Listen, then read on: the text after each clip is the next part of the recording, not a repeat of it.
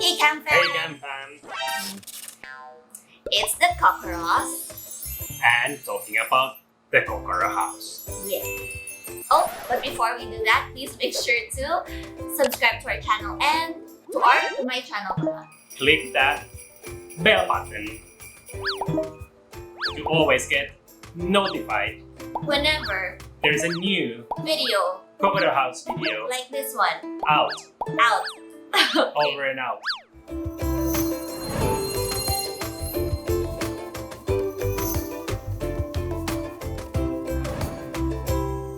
Okay, so for today, our first episode for Cokoro House, we are going to start at the beginning. How did we find #Cokoro House? How far do we go? Far, far away and beyond. Okay, so basically we're gonna walk you through the things you have to consider when it comes to looking for your own property. Based on our experience. Based on our Cokoro House experience. So the first thing that you have to consider is budget. Dun dun dun dun. The nasty money issue. Exactly. You were saying last night, budget already kind of limits the... It basically dictates what you can look into and what you can't look into. Exactly. In several factors. Yeah, in several factors, which we will tackle next. So the next factor is size. Okay, so for us, for Cokoro House, we didn't really want like a huge house. We don't believe in like mansions and stuff. Like we wanted... Well, there's no money for mansions. There is no money for mansions. But even if we had the money, I don't think we'll also go for like a huge lot and house. I would go for a huge lot. I wouldn't go for a huge house. Yeah, he would. But Because he I would want go for like a lot of open. Yeah, he wants vast greens and grass. But the house itself, we wanted to be very manageable. So basically, when we started looking for a Cokoro house, we had the budget. And then We had the budget? we didn't have the budget. We set the budget. Yeah. And based on that, in the preferred area, we can maybe buy 300, 350 max and then broke nothing. But then we actually wanted bigger. So ideally, we wanted more space. Like because if we would have bought it like 300 lot, most likely we would have built it full. And we don't have much outdoors. And we want Which more is so outdoors. important for Yeah. us. So then we have to scheme for the location, which is the next topic. And then Why did you ruin the house? Bibrief ko ba ito kung paano talaga yung vlogger? Vlogger pala. Gosh, ruined the Rambo. next step. So the third thing that you will have to consider when it comes to looking for your own property or house is location. So in terms of location, like for me, the things that I wanted to consider is also like kasama na dyan yung community. Like the community itself, is there like a hospital that's near? Is there like a supermarket that's near? A bank? So this is also where you consider it. Do you want it to be like a standalone property or do you want to be inside a village? For us, we wanted the security, so of course we wanted to be inside a village. So things that I personally wanted to have is that there should be a hospital nearby. Oh, a school nearby, especially if you're building a family like us. And then yun nga, supermarket, bank. So basically just the essentials around the area if it's convenient na. I think for the hubs, he was considering also like how feasible the location is in terms of our work. Yeah, like how do we get to work when we need to get? How's the infrastructure? What are the developments in the area in the future? How is it Because this does not only affect your personal life, but how the area is developing and all these infrastructures that are available or being built, it's also going to affect your investment because, you know, buying a property is an investment. And all these things are huge factors as to how the market value of your property will increase. Go on, sir. So now when you stopped me, I lost the train of thought completely. Yeah, just the access, narrowing down where do we want to go, what do we need in a place where we live, how do we get around where we have to go. Yeah, that's basically it. Checking what are the future plans that you won't be buying your lot next to a future highway. For me, I also value space, greenery, The air view, quality, yeah. the view. Like all those things are important to me. Your neighbors, meron bang sari manok sa kapitbahay, kokoroko. I cannot handle it. So basically, the top three, so the budget, location, and size, these three you can play around with. Like, this is already where you negotiate amongst yourselves, like what you're willing to give up for, let's say this, like for example, you want to have more space and you're okay living a bit further away than the city center, then that's possible with a smaller budget. But if, for example, you really want to be at the center of things and you want to be in a really, really well-developed area already, then obviously your budget will have to increase. If not, if you want to stick to that budget, then you have to give up a bit of the size that you're looking for. Like you'd have to, go for a smaller size for your property. So it's really just how you want to play around with the location, size, and budget. How willing you are to, change these three factors. So for us personally, what happened was originally we were looking at a more prime area. At first, Yoni was willing, but I wasn't as willing to go away from the prime area. But then when the prices started coming in, I was like, oh, a not so prime area is looking a little bit more like, I think it's looking a bit better. More attractive. More attractive, definitely. So when we started looking around and we started to canvas like all these different like locations and all these different properties, that's when I realized na, we can actually go for something a bit bigger pala than what we originally were looking for. Our budget naman pala can actually afford like this much if we move a bit further away from the prime. And that's what we did. What do I say? So we started canvassing different options, different areas. Like what Cams was already saying, community is important, and that's where we focused our search. Yeah, because we wanted a community that was already up and running. Like it's not as if we're living alone in a vast land. Like we wanted to have neighbors, an actual community that's already like thriving. So yeah. So then when we actually narrowed down and okay, this is I think the community we want to live in. This now brings us to the fourth thing that you consider when it comes to buying a property. Do you buy a property through a broker or through the seller directly? Exactly. From the seller. So let us weigh the pros and cons, sir. Based on our experience, we started with a broker, or actually several brokers. We contacted several brokers who we knew that they handle that area. Had a lot of listings. Yeah, in that area. There are a lot of same listings between different brokers, but then wait, there are exclusive. There might be a question from the peoples. Okay. How do you find a broker? If you don't know where to look for a broker, how did you find the brokers, sir? Well, we were doing research online. Yeah. But Google is your friend. Yes. Just be careful. Make sure that you deal with actual brokers who are licensed and not a scam. So we indicated a few lots which we want to see. We did our viewings, and we were very comfortable going with a broker. I thought like it's easier way because they know the area, they know a lot of people there. They might have better access to possible lots which come available. But then eventually we ended up not using the broker for the deal. Yes. Because adding to what he said first, that you can find brokers online, but just make sure you do your diligence and he will teach you how you can know like if this is a legit broker or not. But you can also go through referrals through friends. If you already know people who are living around that area or who have property in that area that you're looking into, then it's nice to probably contact them because for sure they probably do have brokers themselves if you're not comfortable doing the research online by yourself. But for us, because we didn't have any good contacts for that area, we had a few, but we found some other brokers because who had more listings, and that's why we went with those who had more listings. So initially, we actually already started the process with one broker, and we really liked this one lot. But then that didn't push through. So when I felt like we already saw all the listings that all the brokers were showing us, I decided to join a Viber group of properties. So there is a Viber group that someone invited me on, and they just have a lot of like normal regular people like us and also brokers who would post their listings there. And then it just happened very serendipitously that someone posted, or I think I actually asked about it, like I'm looking for a property in this area, please let me know if anyone has. I can't remember actually no, if I think said you that. just saw the posting. My pregnancy brain.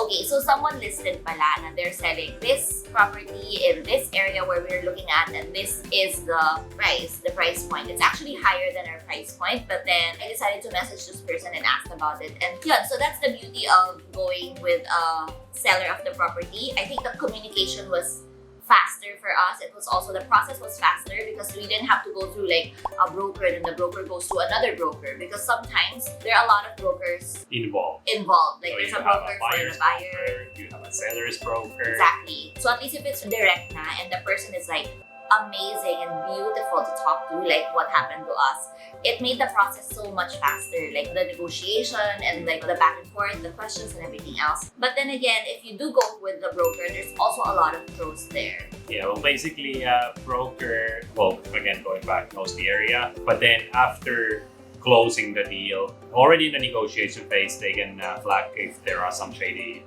things happening, especially when you're closing the deal and you have to deal with the paper documentation and running the government agencies. That's when the broker is very, very helpful. But of course, there are cons also on both sides. So like if you're going direct to the seller, then of course the con is that there's just more work to be done, because then you don't have a broker who's doing all these things for you, who's processing all the documents for you. But then the consequence naman of going with a broker is that sometimes some brokers are shady. Like they want to like pop up. When you go with a broker, you still have to be careful because not everyone is a good person. So just do your own due diligence as well. Don't trust solely on one person's word on it. So yeah, everyone wants to close deals. So then just make sure that nothing is left out in the discussions when you are closing. Correct. So you already chose if you're going with a broker or not. You've already started canvassing around the area and looking at a lot of different lots. For sure, you will have like 2-3 lots that will stand out from the rest. So this is another thing that you have to consider, the characteristics of all these different lots. So one characteristic that you have to consider is the topography. So you have to see like how the land is really, because this will also affect your budget. You know, like originally your budget for this lot, it really fits into your budget already, but when you start constructing, it might not fit your budget because this lot is so much cheaper than the other lot, because also it requires so much more work than the other lot. So then dun bumabawi, and then that's where you're gonna get in trouble. Yeah, and in general, like if your lot is regular shape, flat land, that's always easier than, for example, going for a sloping lot. You and get also nice, better feng shui. Yeah, so then we come to another topic. So topography-wise, if it's a sloping lot, you can build nice layered house there and you get probably nice views. But then again, it's more expensive to build usually, and then comes into play the feng shui. Yeah, and also like all these different things that you also have to check, like the soil and then like the plants around the area, because every single tree that you have to move or put to rest, let's be polite to the trees.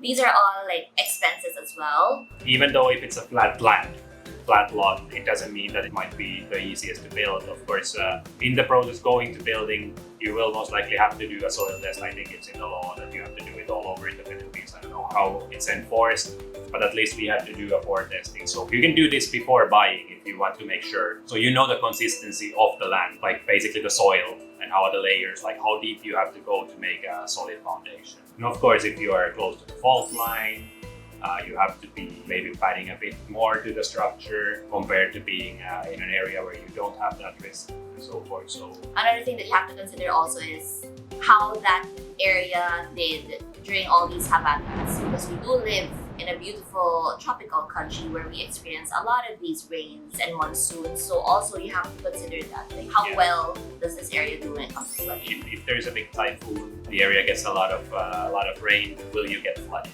Because of course that's a slight hassle in life if 2 stories of your house is underwater once a year. Also affects your market value in the future.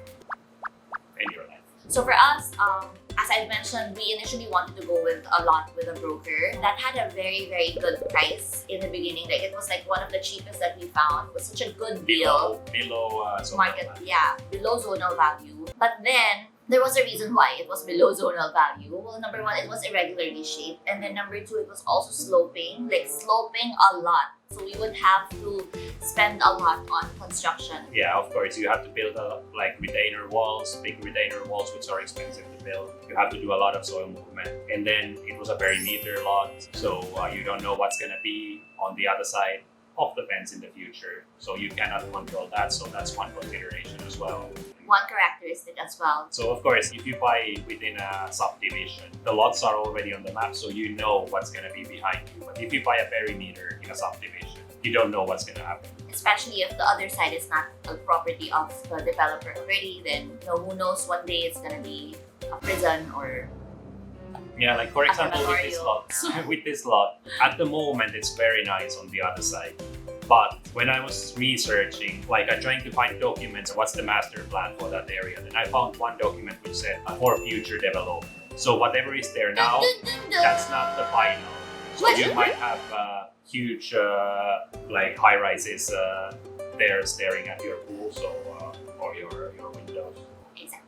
Okay, then the next thing that you have to consider is whether you will purchase your property via bank financing or direct cash. Okay, so what are the pros and cons of going for, let's say, direct? So if direct, of course, most sellers would probably award you the lot if you say that, okay, we can pay direct cash right away, because then it makes the process so much faster. They get the money right away. There's not a lot of like all these like red tape that you have to go like and uncertainty in general. And some sellers, like when you start negotiating with them or already in the listings, they might mention that only cash buyers can pay. So that also narrows down your lots if whether you have the cash to just pay it out or if you have to go to bank. Yeah, but there's a lot of pros also with going with bank financing, because with bank financing, there's a lot of due diligence that the bank already does for you. I'll discuss this more on my IG, but in general, bank does their own due diligence on the lot, the documents on the title, on the taxes and so forth before they would approve the loan. Yeah, so you don't have to worry about, all these shady things, because the bank will do all this research for you, investigating for you. Obviously, if you go for a bank financing, then it's also not as heavy on the pocket right on the get-go, because then you can pay kind of like, it's like installment, basically. Okay, so now that you have all of that, man, then you found that the perfect lot for you, you finally chosen, this is the one for me. It's time to send your letter of intent. Here, in the letter of intent, you basically list down, okay, this is my offer. I'm interested to buy your lot, and then you send it to the seller for evaluation. Exactly. So usually it takes around like 2 weeks max, I think. Most sellers would already come back to you and say that, okay, yes or no. So this is also where your negotiation starts. Yeah, basically you probably already negotiated the price to begin with. Somewhat there is still a difference. You want it for this price, the seller wants to sell it for this price, and then you decide, okay, but I'll give it a shot. Yeah. So I'll officially offer through a letter of intent this amount to them, and then let's see what happens. Because no seller will take you seriously if you don't have a letter of intent and you're just like, talking about, I'll give you this, no, I'll give you that. You really have to officially give your offer. So that is our tip for you guys, because for us, when we found when we found Cokoro house lot, it was actually like way out of our budget, but I don't know, I was like, oh, I have nothing to lose anyways. So yeah, so I just approached the seller in a really, really nice way. I said, I'm so sorry, I hope you don't get insulted, I hope you don't think I'm wasting your time, but I just really wanted to give it a shot. Like, ganun talaga yung message ko. And then I said would you be willing to go for this price? And then he came back and said yeah, no worries. Actually, that's a bit lower than what he wanted. Can we go a little bit higher like this? And then I was like, yeah, I think that sounds good. So we will go for it. So it's just really... Yeah, it was, we went back a few times, back and forth, and like he came down because it was a direct deal, so no need for broker's fee. So he was willing to lower his asking price. Yeah, I think for both sides, it felt an easy transaction. So that helped also to bring the cost down. And then, yeah, eventually we found a mutual understanding. A mutual love between each other. For the price we agreed on. Yeah, so that's how we eventually found our lot. I'm really happy with the lot that we went for. Everything felt right. So this is not a concrete thing that you have to consider, the next thing I'm gonna say. But for me personally, it's really important to trust your instincts when it comes to purchasing a property, because it's such a huge investment. So if you feel like something is wrong, then something must be wrong. So for us, I'm lucky enough that I have Yoni, who is really good with doing his due diligence with, like, let's say, when it comes to like looking for the right broker or like when it comes to asking the right questions, which is why he is doing an IGTV about this. But for me naman, I really asked him to give me this, to let me trust my instincts. So for example, for the first lot that we really wanted, Johnny actually really wanted this lot already because the price was so crazy good. But when we were doing the negotiations with the sellers, something just felt so off with him, and I just felt like it wasn't as smooth of a transaction as I wanted it to be. And I don't know if I'm superstitious or something, or it's just one of the things that I prayed for when we were making this huge investment. Like I really told Johnny that I prayed to God to just make the transaction smooth. Like if step-by-step process was smooth, then it means that this is really the lot for us and we're making the right decision. And it just felt like there was like an obstacle after obstacle after obstacle with this first lot that we initially fell in love with. So then I told him, you know what, honestly, let's just stop it because it's just not it. I feel like this is God's way of telling me that, my child, move on and look for a greener pasture. So yeah, and then when it came to this Cokoro house lot, like the seller was amazing. We actually lived in the same community or area, vicinity. And then he was also really easy to talk to, and he was just all around nice. So that's why I was like, okay, so I think this really feels so good. Everything just feels like it's so easy. So let's go for this. This is a lot for us, hub space. Oh, it is a lot now. Yeah, so that's how we found Cokoro House. So yeah, so I hope that you guys enjoyed this first episode of our new Cokoro House series. Again, as promised on Instagram and also here, we will be taking you guys with us to this like new chapter of our lives. So if you have questions about Cokoro House or anything that's related to Cokoro House and looking for a property, or also like the process and everything that we're going through, then feel free to ask questions on our comment section below. We will be answering them on our succeeding episodes. And yeah, so let us know also if you have any suggestions for us to feature here on the new Cokoro House series.